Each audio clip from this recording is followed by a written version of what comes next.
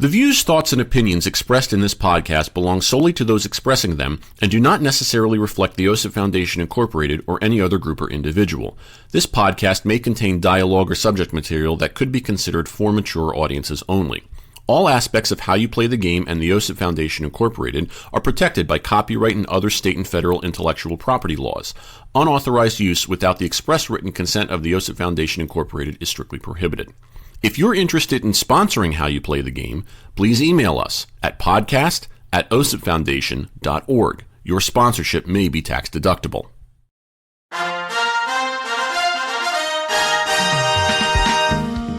Hey everyone, Jack Furlong here. This is part 2 of our episode regarding the Acolyte. So we're going to pick up where we left off and conclude the entirety of the discussion regarding the Acolyte and the sportsmanship that surrounds it. Enjoy.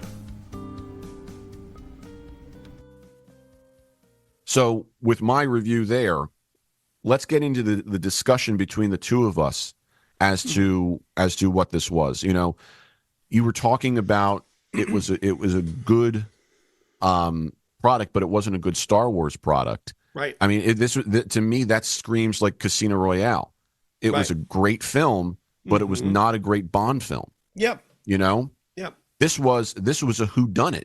It was not a fairy tale. Which is, again, great story. Yeah. Cool. But, I don't know, it just didn't, you know, you mentioned, Carrie-Anne Moss in The Matrix, and that just brought up a really quick point that I wanted to say. Like, you know, The Matrix is another movie that follows that formula of here's the hero, here's the destiny, here's the story, here's the hero arc. You know, Neo going through it, and like, yes, this is a sci-fi genre. This is a very clear story. The story was easy to follow. It was very that's what I'm saying. It's, you know, you're mentioning you just giving me more examples and more ammunition here. It's like the Acolyte just didn't have that. There were, like, again, the story was fine, but it wasn't a good Star Wars story because it wasn't formulaic like a Star Wars story is. Right. And you kind of, at this point, you kind of have to follow the formula. And it doesn't, again, there's a lot of things you can do differently within that framework. But there are just so many other ways this could have been executed. You have to follow the story Bible. You can have as many interpretations within that framework as you want, but there are certain things that you just can't touch. Right. You know? Yeah. Like, you need a hero. You need a main character who, like, is a good, like, who, again, they can go through conflict. They're you know, they can go through a change. They can meet other characters along the way, but they have to have a destiny. They have to have a path laid out in front of them, and they need to establish right away what that is. And you need you need a villain on the onset whose motivation is clear. Yep. This is what I want.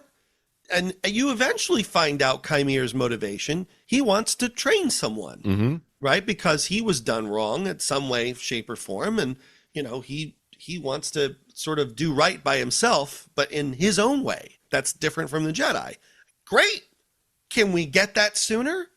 Like, don't wait until the last episode or the episode 6 to be able to say that. Like, that's the part that bothered me, is that the story moved so slowly. Yeah. And there was no forward direction with it. And it just felt like, you know, this mishmash of, like, jumbled incoherency and nebulousness. And I'm just like, can we have a protagonist? Yeah.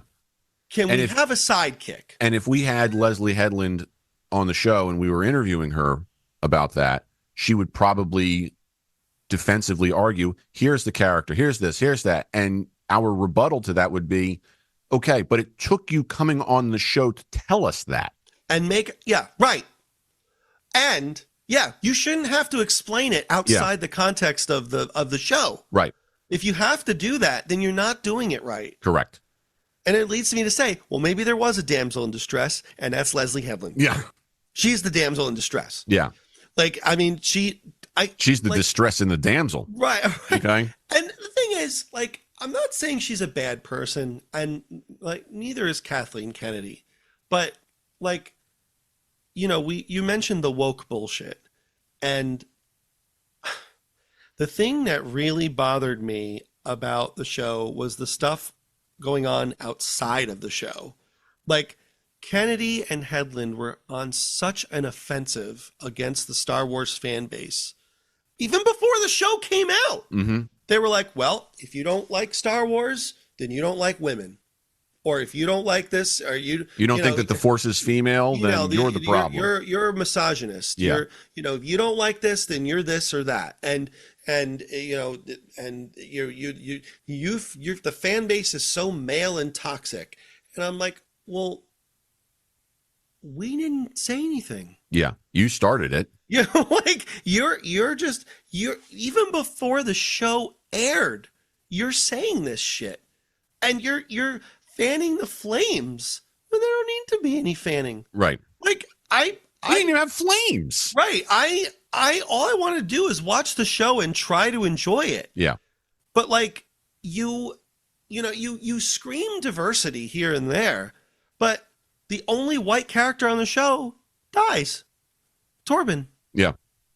And that, like, okay, well, I thought it was supposed to be diverse. Yeah. And the other joke I heard was, okay, well, he managed to go from apprentice to master in 16 years. Right. And it's like, well, he's the only white person in that universe, so I guess it's reverse affirmative action. Exactly. He managed to go from up the ranks from Padawan to master, all while being in the bearish vow of doing nothing, essentially. Right. Kind of mirrors Kathleen Kennedy's career. Right. But which is, I mean, that is funny. But again, they're not bad people, but I feel like I really feel Kathleen Kennedy and Leslie Headland are sort of, I mean, they feel like they have something to prove. And it's the same thing with Barbara Broccoli in the Bond franchise. And it's like, and they're saying shit like, well, there were never females in Star Wars. I'm like, are you kidding? Yeah. Leia, Padme, Mara Jade, Nomi Sunrider, Ahsoka, Sabine Wren, Hera, Fennec Shand, not to mention Aura Singh, Ula. Right. Right. Like, you're saying that there are no females in Star, what is the chick who says stand by ion control fire, But for real, you can't solve real problems, so you manufacture fake ones. Right. And that's a microcosm of our society in general. Yeah. But go ahead. But to go along with that too, you were talking about the archetypes and whatnot. Some of the beauty of Star Wars was that George Lucas, when he created those archetypes, I mean, he blended them so well. And he came out and said, Leia wasn't just the damsel in distress.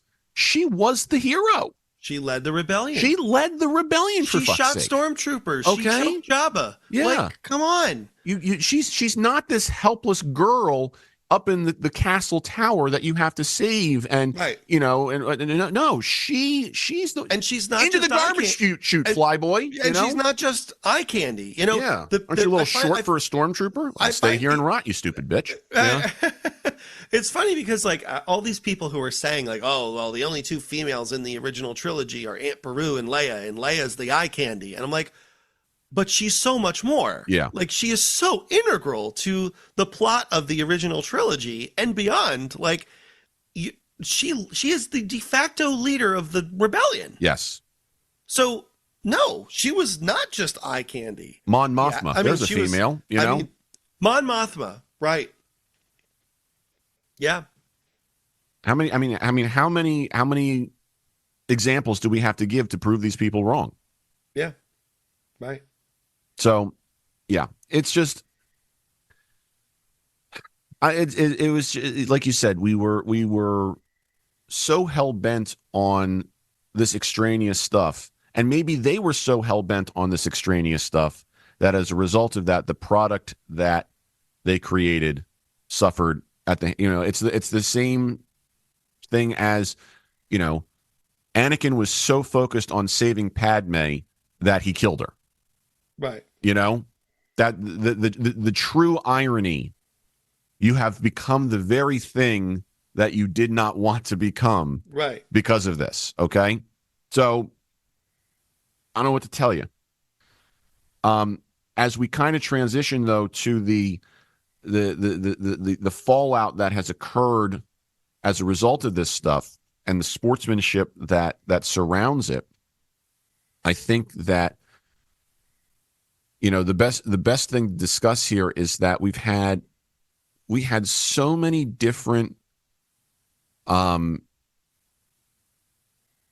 conflicts arise. Like, it starts with Star Wars Theory, I think. Mm-hmm. Star Wars Theory is his nickname, and I want to say he's Canadian. Okay. But not that matters, but I think so. He's probably one of the most, if not the most, lauded fans in terms of content created on YouTube. Very much up there with like Star Wars Explained, stuff like that. Where people who are, they look to these people as the wise sage to just help them dissect what's going on in Star Wars. Okay. And I find Theory to be pretty level-headed and have some, ability to tap into his emotions and whatnot. I mean, this is the same guy who destroyed Rian Johnson and has said after watching The Acolyte that he actually misses Rian Johnson. That's how bad The Acolyte is. This is the same guy who cried such tears of joy when Luke Skywalker showed up at the end of season 2 of The Mandalorian. Yep. That was such a great save. I have a lot of respect for Theory, and essentially what he was doing online was, on his video posts and whatnot, he was offering his opinions, and he was critiquing this show, saying there's just so much in here that shits on Star Wars. He was specifically referencing Ki-Adi-Mundi, not just the fact that they changed his birthday in order to make it work that his appearance in the show made sense, but also the fact that in the Phantom Menace, he says, "Oh, they've been extinct for a millennium," and then here we are, less than 100 years before the events of the Phantom Menace, and he's like, "That's a Sith," So right. Again, was he making this up in episode 1, and that's what Leslie Headland was trying to retcon here? Mm-hmm. But in reality, that caused a huge stir, and Theory was just saying, like, you can't do that. Like, that's what that helps support the argument that this show sucks. And this spiraled out of control to the point where I think he was saying, like, they've updated pages on Wikipedia, which is the Star Wars wiki, the official Star Wars wiki, to reflect this. And he's just like, he's basically, getting on the soapbox and saying that's where we are with Star Wars right now, that we have the ability to just shit all over this and change whatever, it when, I just don't understand. We can't, that's what makes this bullshit. Right. And as a result of that, that started a lot of stuff where I think people who were watching Theory took that to mean, okay, let's go in and change it back on Wikipedia. And that created conflict that was getting like almost like death threats and whatnot. And then the people who were critiquing Theory were basically saying, you've sent all these people to, all your minions to Wikipedia to, saying make death threats and whatnot. And he came out and said, I never said anything about death threats. That's libel and slander, to a degree, depending on how you want to slice this, because some of it was happening on Twitter and some of it was happening on video. Right. And, and he came out and denounced, the violence straight up. And he just said, do not, don't do that at all. Everyone's entitled to their opinion, but you just, and whatnot. That led to, Theory starting to get death threats in response. They multiple people attacked Theory. And then Wikipedia apparently got involved in the sense that there was internal conflict where someone had to step down. And like, if I reference, there's an article here on Screen Rant that says what's going on with Wikipedia. There was a key editor who suddenly departed, and that departure led to the unfollowing of about 4,000 different accounts on X, which included charities like the Peter Mayhew Foundation. And the official statement lacks transparency, and it highlights a shift away from the fandom support. So essentially, it says here, okay, so the fandom is divided over the Acolyte. This resulted in death threats being made against the editor of Wikipedia. Jordan Wilson was the key member of the social media team and the administrator of Wikipedia, who probably was facing some of this stuff. He had not been given permission to make these death threats public. He made he acknowledged he made a mistake for doing that. So he was essentially told, you're under, investigation. They locked him out of all social media accounts, wasn't told what was going on. He was then given an ultimatum. He had 12 hours to step down or a public vote would be held over his role with evidence of alleged misconduct. Although the time limit was eventually extended, he felt it had been deliberately stacked against him. He chose to step down. He, by stepping down, he basically said on Twitter, the evidence was set up in a way that made me look extremely malicious. I stepped down as an admin as well to avoid more pain. I requested the vote be closed as I had stepped down and quit the site. I was told in no uncertain terms that the vote would remain up for the full 2-week period so the community could have their say. In essence, I would be subjected to being dragged through the mud for 2 weeks just so people could attack me, despite there being nothing left to vote for after I had already resigned. Wikipedia started unfollowing all these accounts on X, including the Peter Mayhew Foundation. The Wikipedia denied this, saying it was a misinterpretation. And even the Peter Mayhew Foundation came out and said Jordan Wilson, through his work at Wikipedia, was an uplifting and positive force within the Star Wars community. When they asked him to step down, we immediately offered to write a letter of recommendation on his behalf. And when they forced him out anyway, we asked him to join our grant writing team. The skills he demonstrated are rare and very valuable, and we're thrilled that something positive came out of all of this because Jordan will help us help a lot of kids and their families. He's a great guy, and we're excited to work with him. So then Wikipedia came out and gave an official statement, and it just was so vague. It's very opaque. It subtly hints at mistakes made during the process while avoiding admitting them explicitly. They claim that Wilson lied to fellow members of the team. It says here, as part of this, the website's official social media accounts did not make any negative statements about him, as mentioned above. The only short announcement about his departure from the team was issued on our Discord server. However, after the off-site escalation and misrepresentation of the situation by outside parties, we opted to issue this clarifying statement. We do not condone bullying in any way, shape, or form and have no intent to further the ongoing drama, and we will be offering no further comment on it.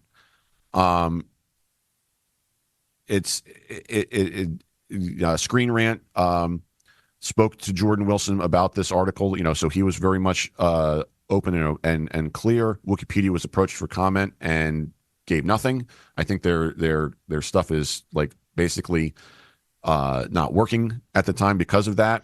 To kind of go back to Theory for a second, because it comes Theory, it stems from the idea that Theory was the one who they said was sending the death threats to Wikipedia.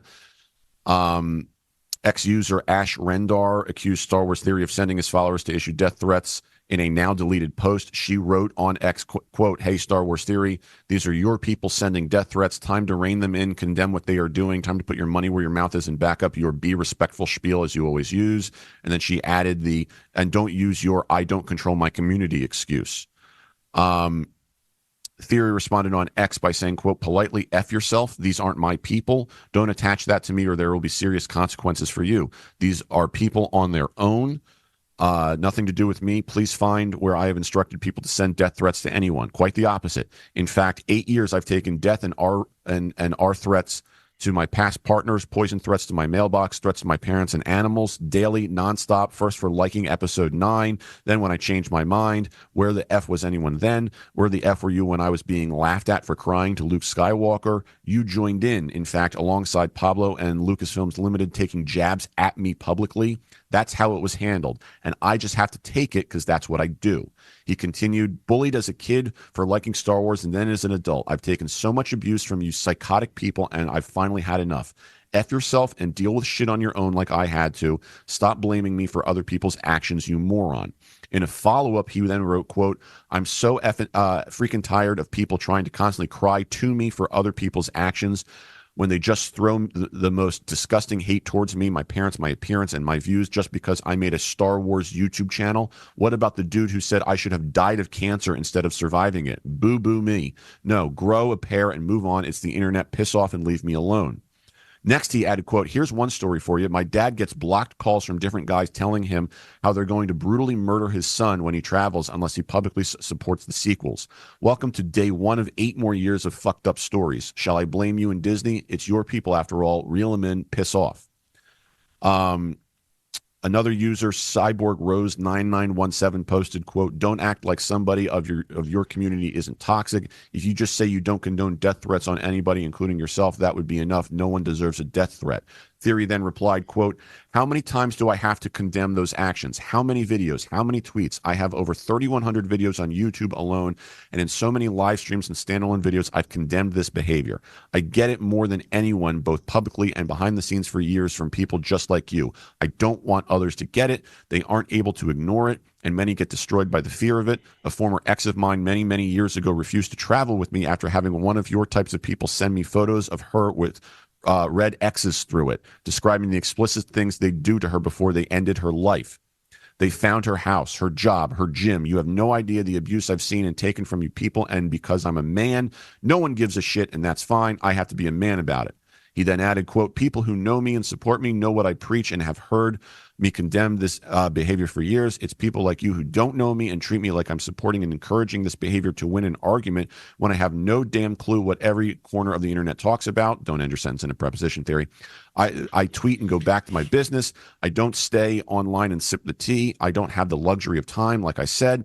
No one gets those gets those more than me. You're preaching to the choir. No one deserves death threats, not you, me, or anyone. Stop connecting me to this trash. Ex-user Pete Fletzer would then reply to Theory's original post and write, quote, "It's time that Theory uses his platform, his reach, and his influence to denounce the threats and the attacks with the largest voice in the Star Wars community. Simply casually covering his own ass with 'remember, be respectful' doesn't cut it. Silence is endorsement." To me, this is me talking. That's a complete bullshit thing. The official X account for Wikipedia replied and implicated Theory being behind alleged death threats it received. It wrote, "It's telling me that we didn't get any threats until immediately after he told his followers to fix Wikipedia. The ones that came to vandalize the site from that are the ones we got threats from." That was from Wikipedia. That kind of goes back to the previous thing that we were discussing. Star Wars Theory then threatened Wikipedia, which is owned by Fandom, with legal action. He said, quote, "So now I guess because I'm making good arguments, they have a few psychos, a few assholes that are going around sending them death threats, and now their audience and they themselves are purporting that I am the one sending those threats. It is me, my responsibility, my fan base, my people." And I made a statement on X that is erroneous, that is ridiculous. How many? Some of that was kind of like incoherent because I'm sure he's mad. But he continues, "How many times do I have to make videos where I denounce this kind of behavior? I mean, if we're going to start measuring death threats, I think I take the freaking prize for that one. I think I take the amount of abuse that these people send me is taking the amount of abuse these people send me is insane. But that's the price you get when you're on YouTube. It's not favorable. I wish it wouldn't happen. I could go into stories and stories. We can have a channel about abuse that happens online, and I'm not the only one. It's everybody online. So look, I have denounced this kind of behavior so many times, but to go ahead and say that because there are a few psychos who disagree with the decision that you made, Wikipedia, and then to throw that your decision to do something with your business, your channel, your website, and the angry fans that came from that decision, and to say that a few of those psychos and bad apples are because of me is really, really wrong. I have always told people to be extremely polite and extremely respectful, and I have never told anyone to send death threats to anybody because I get it the most. I really do. I have the largest Star Wars channel in the world, and with that comes the most passionate fandom. And with that comes a lot of anger, entitlement, jealousy, perhaps, whatever. And with that comes a lot of, if you filter down, just crazy people. I've gotten every single death threat in the book. I've had people call my parents. People send our threats to women I've dated. The list goes on. And not to make it about me, but I am trying to tell you that I know firsthand how. I remember the first time I got them, I was like, what? This exists? But now it's like, oh, yeah, cool, get in line. Next, he pointed out how influential Wikipedia is by saying, quote, I remember reading a Forbes article about Wikipedia. They do, if I'm not mistaken, it's online somewhere. You can find it back in 2015 or whatever. It was like they do 120 million page visits a month, which is insane, as websites pay like 10 times YouTube. 120 million, that was in 2015. I mean, maybe I'm getting the numbers wrong, but it was something ridiculous enough for Forbes to make an article about it. An entire article for them. So of those 120 million people, you're going to tell me that people that are pissed, it's all from my fan base? No, dude, you got like what is 50 times, literally 50 times my entire subscriber base you get in views per month. Theory then charged that they would take legal action if they persisted. He said, quote, please, do not make these claims. I run at this point a very serious company who handles a lot of different jobs and tasks, and I do not appreciate the slander that you are throwing towards my company. If you continue to lie and purport that my company is sending you death threats or are reporting my followers to send you death threats, I will take legal action against you. Do not like that defamation. You are quite a big presence. You're not a little shrimp fry on Twitter with a couple of followers. If you continue, I will file a lawsuit against you. I'm telling you right now. That being said, I do not condone death threats, he asserted. I've never sent fans against anybody to send death threats. People have free will, just like they're sent towards me. They can be sent towards anybody. People are assholes. They're asshole people everywhere. I can't control that. All I can do is be respectful. What do you think that means? Be respectful, but hey, send death threats. He then reiterated, quote, I'd appreciate if you and anyone else trying to defame the company would stop. If you persist, we can take it from there. You know you did something that people didn't like. I know firsthand when you do stuff like that, people will have a reaction. It's on the internet, so that's it. That's all I've got to say about it. So I didn't want to have to make a statement, upload a video about it, but you know it's now to the point where you're slandering my company, and this is the first step. I take these things very seriously, especially with a brand your size, so all the best. He then addressed his viewers by saying, quote, guys, don't send anybody death threats. If you want to argue something, to do so respectfully, as I've said millions of times. That is also documented as well for the public and potentially the courts. So have a great day. May the force be with you. Love you all. All right. Oh, that was a lot of reading. Yeah. Well, all you had to do was listen. It was exhausting. I know. It's just to me, it's so clear that I mean, this is an archetype, if you will, of the political discourse in this country. Right. You know, it's someone makes a cogent argument. The opposing side says, "You're sending us death threats as a result of this," and he's like, "No," and then everyone jumps on the bandwagon of the other side. And here we are, left in the middle of a controversy that should not have been there if people just took a chill pill. Well, because the Acolyte. Yep. Yep. Like, because of the Acolyte, folks. This all happened because of the Acolyte. Because of a show. Yeah. You know, one of the things that I have noticed too is you know, I follow a lot of Star Wars accounts on Facebook and Instagram, and just the vitriol between people left and right over on both ends of the argument are just ridiculous. It's like, you know, you've got fans who say, well, I'm not going to watch anything with a woman in it. I'm like, well, all right, well, that's stupid. Yeah, I mean that's just blatantly stupid. And I guess you've never watched Star Wars then. Yeah, like I mean, you know, that's okay. And by the course of these arguments, by you saying, well, that's stupid, I think people are going to interpret that by saying, I think Sean just told his followers to send us death threats. Right. Not that I responded like that. But, No. I don't, most of the time I don't respond. Right. I just stay out of it because it's not worth It's not headache. worth getting involved. Right. Now, if someone says something that can be argued in a very philosophical and civilized way, then yeah, I'll respond because I kind of have an idea of where the conversation's going to go based on how the person writes it in the first place. Right? Mm-hmm. If they give a cogent argument with specific details and bullet points, then great. I'd be happy to discuss it. Right. But because that's the entertainment of it. But when death threats are involved, this is over a fantasy film. You need a life. Yeah, man. Like I'm so sorry for you. That's what a way to live. That's a terrible way to live. Yeah, I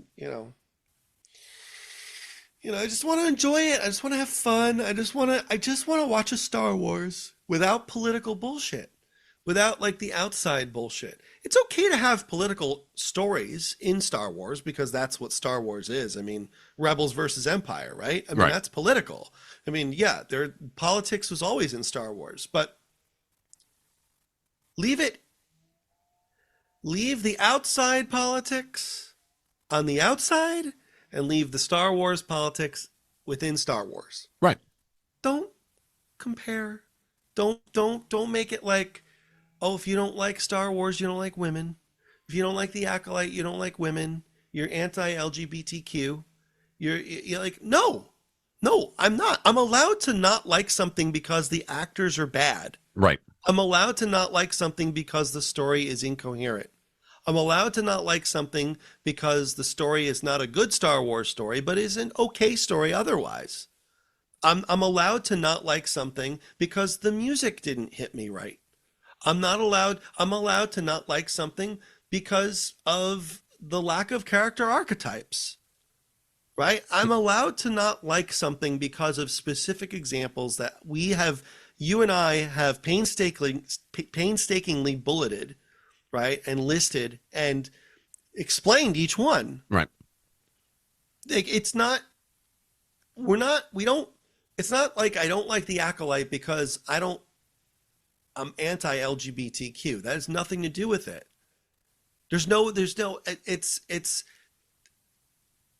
I'm looking at the story. I'm looking at the characters. I'm looking at the setting. I'm looking at the what makes the show. I don't care who's in it. I don't care as long as they're good at what they do, that's all that matters. Whether you're a lesbian or you're straight or you're trans or you're bi or I don't care. Yeah. I don't care about that. I really don't. I just care about how good the story is. Right. And if you can do a good job as that character.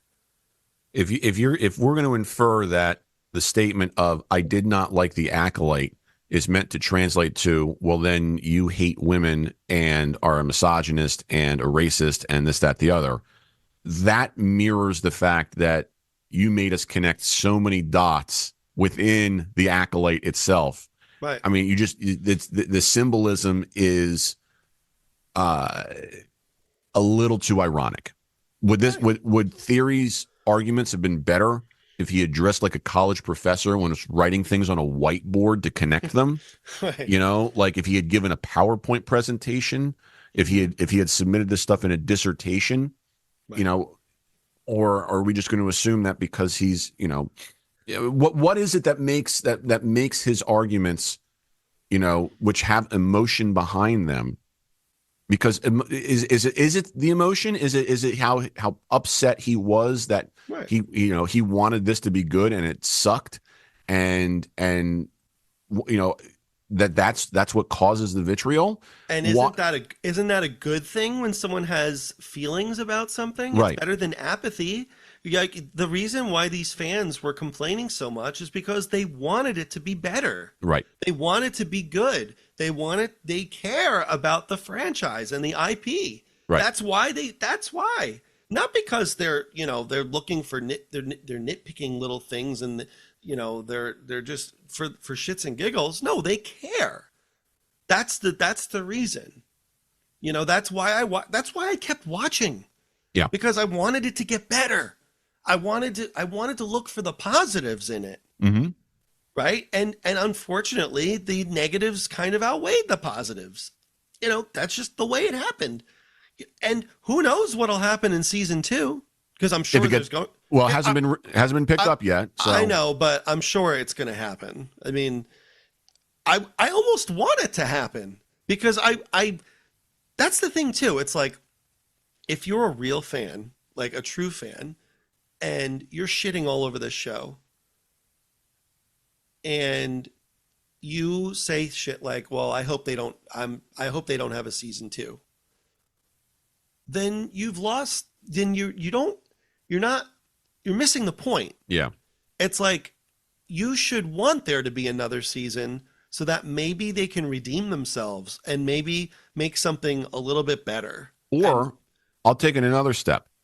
If you don't want a season 2, make a cogent argument as to why you think that's not redeemable. Don't just say this sucks, don't do it again, etc.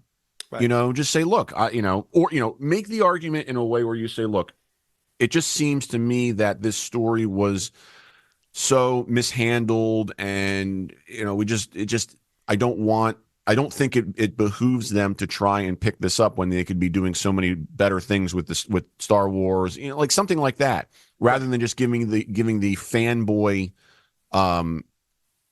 argument of this isn't my Star Wars, end it now kind of a thing, right.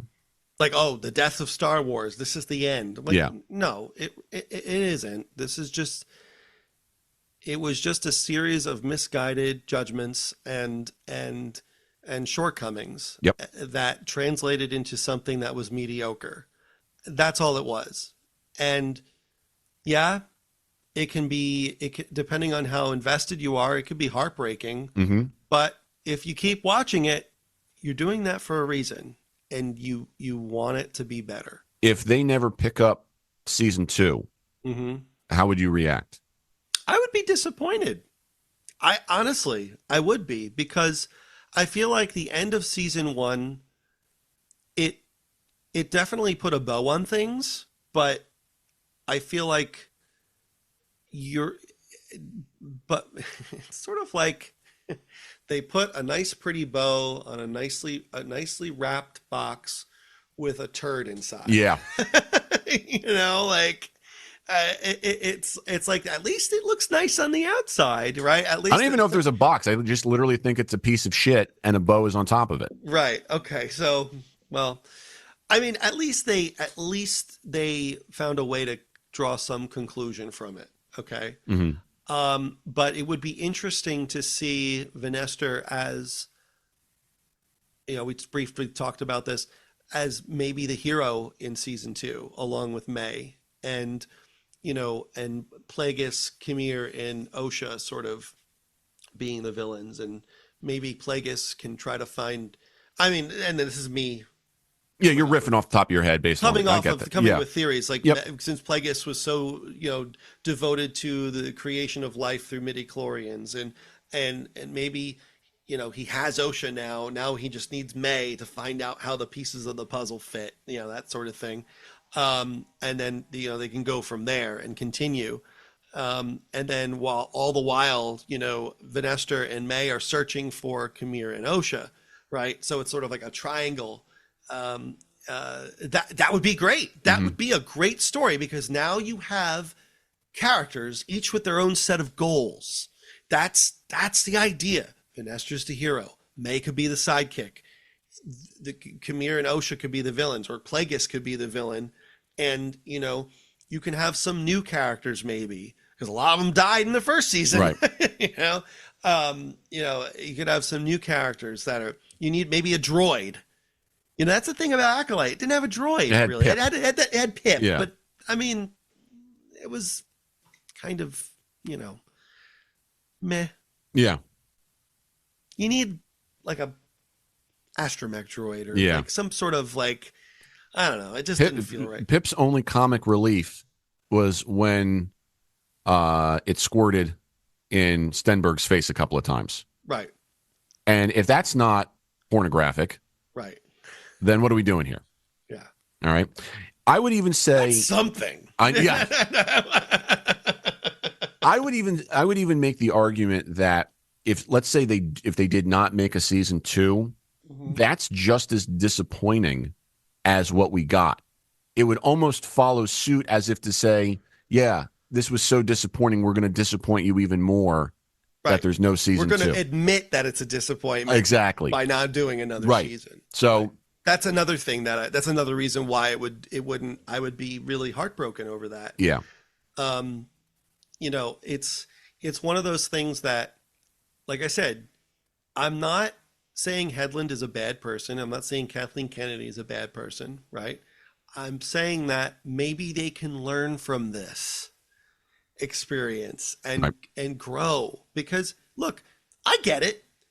If you're in charge of a Star Wars, you have a tremendous amount of responsibility and pressure. And yeah, it's difficult.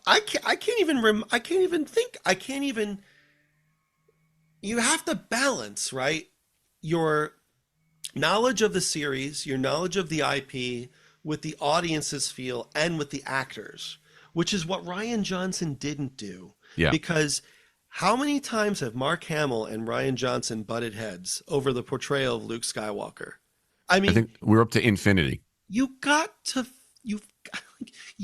have the luxury of the guy who played Luke Skywalker right there. Ask him how he would do it. Yeah. Like that's what a good director would do ask for advice on how they would portray the actors. Maybe they could give them new insight that they didn't even realized before. Right. About the character. Like, I was so disappointed with how Luke Skywalker was portrayed in episode 8. Yeah.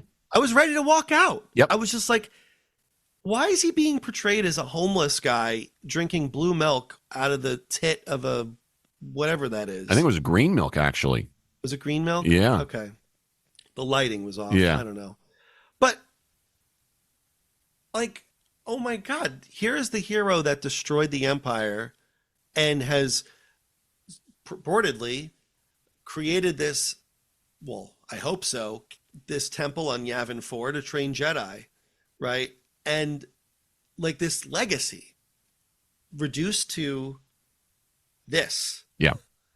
And Rian Johnson thought that was a good idea. And like, okay, subverting expectations doesn't work in Star Wars. I'm sorry. You can't do that. Not now. Maybe when it first comes out. Like, subverting expectations is when Darth Vader said, "No, I am your father." Yeah. Okay? Because you would not have expected that. And that was new and fresh. And people were like, oh my God, what? And in fact, they have a clip of the original in like when it came out of someone recording it in the movie theater back in 1980. And like when he said that and everyone gasped, like, holy shit. Can you imagine like with being that invested and hearing that? Like that is okay because it's early on in this, but now the whole like, okay, you know, Kylo Ren says to Rey at the end of 8, you're nothing. You don't have any, and now you're Palpatine's granddaughter. Right. Well, wait a minute. Yeah. What the fuck happened here? Give me some mixed signals here, buddy. Right. You know? Like, and then, you know, Finn and Rose, what happened to them? Yeah.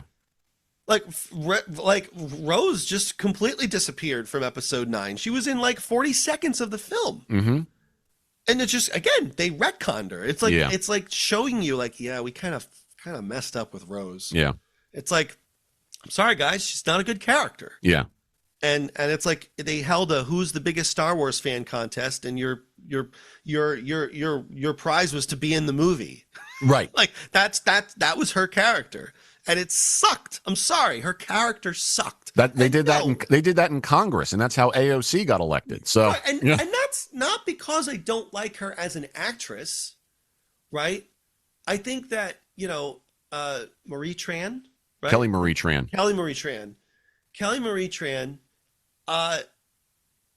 she's fine, but in this iteration, in this story, it just doesn't fit. Yeah, her character doesn't fit, and it just, I don't know.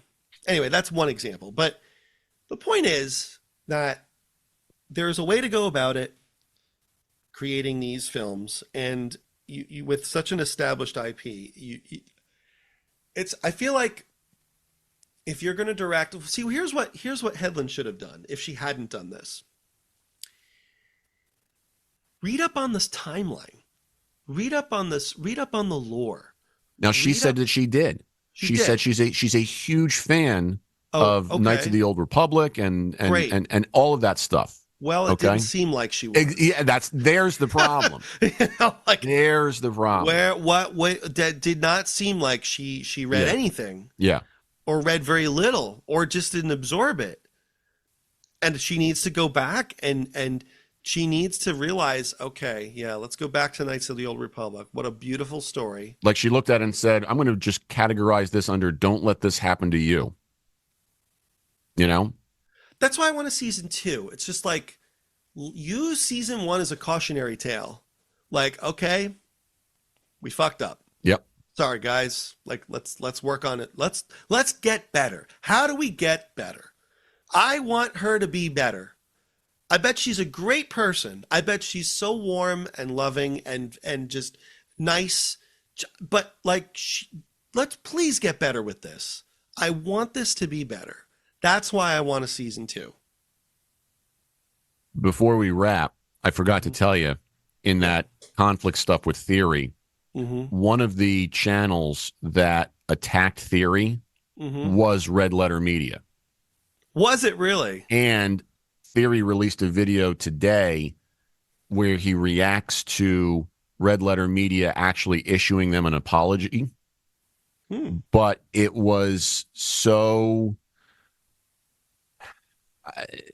I don't know if I want to go as far as saying insincere, because I think there was some sincerity to it, but it was done in a way where it was just like, we're doing this because we feel we kind of have to, not because we're admitting that we're wrong. Right. You know, and as a result of, and now I don't know if that's part of the shtick. You know, this is the same company that did Plinkett. Right. You know, so I don't think Plinkett's involved with them anymore, though. No, I don't think so. Or or maybe he is, because he's a character that they created, I think. But they just haven't used him in a while. Right. So regardless, I mean, this is going to be a slowly evolving resolution. Yeah. You know, and I think the as we have said multiple times, the fact that we are so invested in this intellectual property just shows you that there's a right way and a wrong way to go about this stuff. Right. You know, and you know, we've tried to cover the fact that there are a lot of issues that we sought, or that we found in the Acolyte. We tried to present them in ways where we said, this is why we don't like it.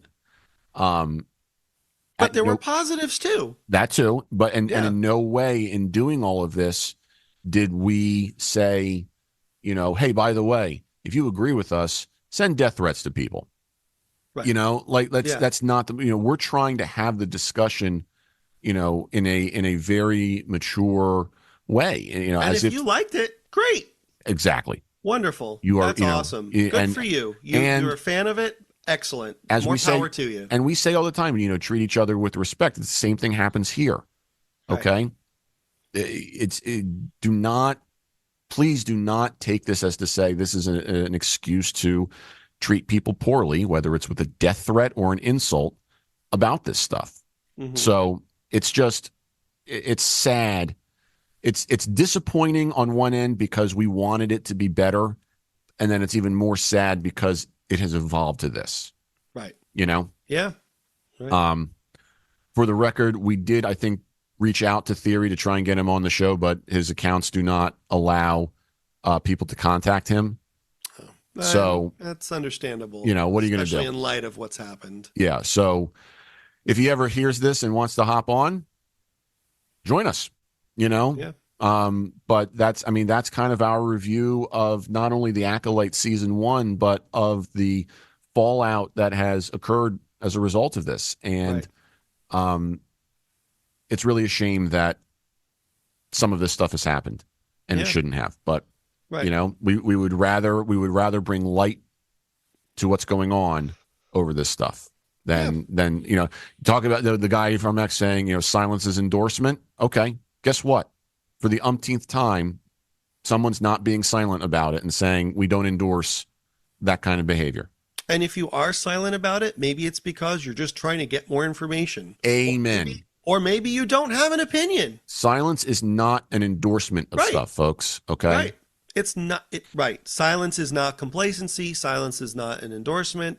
Sometimes, sometimes you just maybe you're just afraid to say something because of how other people will react. Mm-hmm. Right. And when you have people who say silence is an endorsement, that is so intolerant. You are right. You are contributing to the problem. Right. So people are just trying to learn, listen, do some research. Maybe they don't have an opinion. Mm-hmm. Maybe that's why they're silent. Could be. But don't just assume that they're complicit in this. Yeah. Or it's endorsement. Don't assume that. That's wrong.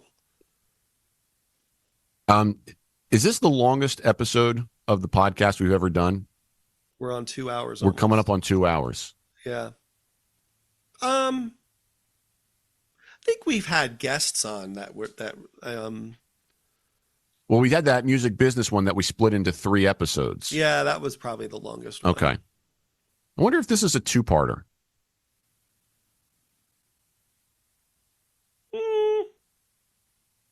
Maybe. Yeah. I don't know. I'll tell you what. You and I will discuss this because half of it will come down to just whether or not there is a good break point. Right. Because if we don't even have that, there's no point in trying it. We'll figure that out. All right. I'll let you look at that. And if you need me to record any voiceovers in order to introduce this stuff, especially since I started the whole episode off with, I'll kill you. Right. Yeah. Maybe I shouldn't have done that, seeing how we were getting into the death threats. Oh, shit. Yeah. Well. Yeah. Should we just cancel ourselves? Canceled. Yeah. All right. Well, that I think that's a good place to end so that we can go rethink our lives. Yes. Yeah. This was fun. Yeah. Thank you as always for the good work, and I'm glad that we were able to have this Star Wars therapy session. Yes. So, as always, everyone, you can check us out at osafoundation.org. You can contact the show using the email address podcast@osafoundation.org, especially if you have a thought about Star Wars and would like to share it. I'm sure, as long as it's not a death threat, we'd love to hear from you. Right. On Facebook.com/osafoundation and X and Instagram @osafoundation, # how you play the game. This might be a 2-parter. This might not be. We'll see. But regardless, we'll talk to everybody real soon. And until we do, treat each other with respect. And may the Force be with you. And also with you.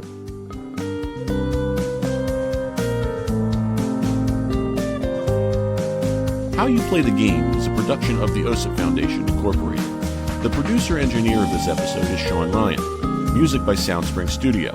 The executive producer of How You Play the Game is Jack Furlong. For more information, visit osipfoundation.org.